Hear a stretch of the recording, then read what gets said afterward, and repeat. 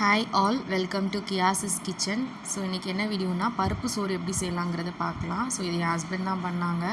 தேவையான பொருட்கள்: ஒரு வெங்காயம், 2 பச்சை மிளகா, ஒரு தக்காளி, பூண்டு மட்டும் கொஞ்சம் நிறையா எடுத்துக்கோங்க. அப்புறம் என்ன வெஜிடபிள்ஸ் இருக்கோ அதை எடுத்துக்கோங்க. என்கிட்ட பீன்ஸ் இருந்துச்சு. ஸோ பீன்ஸு, மல்லி இலை, கருவேப்பிலை எடுத்துருக்கோம். அப்புறம் ஸ்பைசஸ் வந்து மஞ்சள் தூள், மிளகாய் தூள், தனியாத்தூள், அப்புறம் ஜீரகத்தூள், அப்புறம் உங்கள்கிட்ட என்ன ஸ்பைசஸ் மசாலாஸ் இருக்கோ அதை எடுத்துக்கலாம்.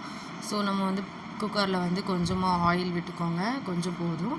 ஆயில் லைட்டாக ஹீட் ஆனதும் கடுகு போட்டுக்கோங்க. கடுகு போட்டு நம்ம எடுத்து வச்சுருக்க வெங்காயத்தை கட் பண்ணி வச்சுருக்கோம்ல, வெங்காயம், பச்சை மிளகா ரெண்டையும் போட்டுக்கோங்க. கூடவே வந்து நம்ம கருவேப்பிலையும் போட்டுக்கலாம். கருவேப்பிலை போட்ட பிறகு லைட்டாக வந்து வதக்கிக்கோங்க. ரொம்ப வதக்க வேணாம். வதக்கின பிறகு தக்காளி நம்ம கட் பண்ணி வச்சுருக்கோம்ல அது, அப்புறம் பூண்டு, ஸோ இவ்வளோத்தையும் போட்டு அதையும் வந்து ஒரு வாட்டி நல்லா கலந்து விட்டுக்கோங்க. ஸோ இது வந்து ரொம்ப வதங்கணும் அந்த மாதிரிலாம் கிடையாது. பிகாஸ் நம்ம 1 pot ரைஸ் மாதிரி வைக்கிறனால குக்கரில் விசில் வச்சுருவோம். ஸோ ஒன்றும் பிரச்சனை இல்லை. லைட்டாக வதங்கினா போதும். ஸோ கொஞ்சம் வந்து உப்பு போட்டுக்கோங்க வதங்குறதுக்கு. நான் ஒரு 1/2 டீஸ்பூன் போட்டிருக்கேன்.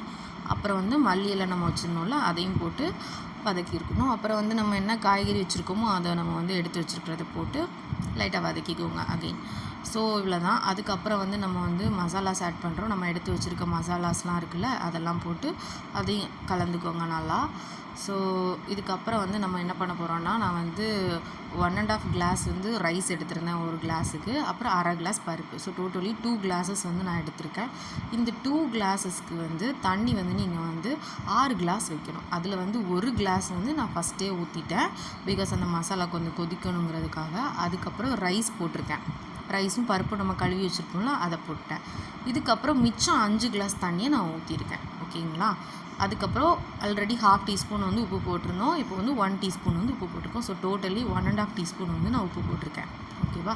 ஸோ 2 கிளாஸ் வந்து மொத்தமாக அரிசி பருப்பு சேர்த்து வந்து 2 கிளாஸ் வந்திருக்கு. அதுக்கு 6 கிளாஸ் தண்ணி. இதுதான் கணக்கு. ஸோ விசில் வச்சுக்கோங்க. மீடியம் ஃப்ளேமில் வந்து ஒரு 4 விசில் போதும். 4 விசில் வந்ததும் நீங்கள் வந்து ஆஃப் பண்ணிடுங்க. விசில் இது குக்கரை வந்து திறக்க வேணாம், அப்படியே இருக்கட்டும். ஸோ அந்த ப்ரெஷர்லாம் அடங்கின பிறகு அதுக்கப்புறம் ஒரு 10 மினிட்ஸ் கழித்து நம்ம வந்து குக்கரை திறந்தா போதும். ஆனால் அடுப்பை ஆஃப் பண்ணிடணும். ஸோ இப்போ பார்த்தீங்கன்னா நல்லா கலர்ஃபுல்லாக இருக்குது உங்களுக்கு பார்க்கவே. இது வந்து பிரிஞ்சி ஸ்டைலோ இல்லை தக்காளி சாதம் அந்த மாதிரிலாம் வரவே செய்யாது. இந்த பருப்பு சாப்பாடு கொஞ்சம் குழஞ்ச மாதிரி தான் இருக்கும். ஸோ அப்படி பண்ணால் தான் அது நல்லாயிருக்கும். அண்ட் தேங்க்ஸ் ஃபார் வாட்சிங்.